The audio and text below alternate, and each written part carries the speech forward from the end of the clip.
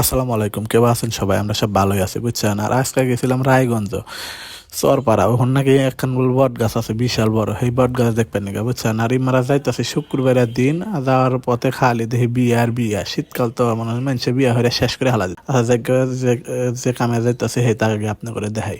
তো মনে হরেন যে হিনে এসে পয়সা দেখতেছি এর গাছ তার কিছু এমন মনে হয় খালি সে করে মেঘ টেংরি বেংরি সে করে। আর যে মূল গাছ হেঁটে আমি খুঁজে পাইতেছি না, বুঝছেন। আমি তো গাছের উপর উঠে গেতাছি যে আসলে দেখি এই গাছের এত শেকড়, মানে এর মূল গাছ কোনটা।